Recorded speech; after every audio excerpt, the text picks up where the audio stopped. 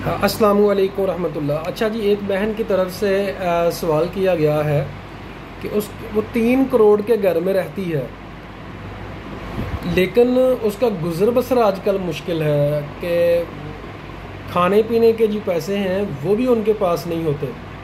बाज़ दफ़ा चूँकि हालात हैं, बदलते रहते हैं, तो क्या उसके ऊपर कुर्बानी फ़र्ज़ है? तो मैं आपसे पूछता हूँ, क्या ऐसा शख्स जिसको 3 करोड़ के घर में रहता है, ज़कात उस पर फ़र्ज़ है? नहीं, ज़कात उस पर फ़र्ज़ नहीं है, क्योंकि रहाइश है उसकी। इसी तरह कुर्बानी भी उस पर फ़र्ज़ नहीं है, क्योंकि वो कुर्बानी के पैसे उसके पास नहीं है। रोज़मर्रा के जो खाने के पैसे हैं, खाने पीने के, वो उसके पास नहीं है, तो कुर्बानी कहाँ से फ़र्ज़ हुई?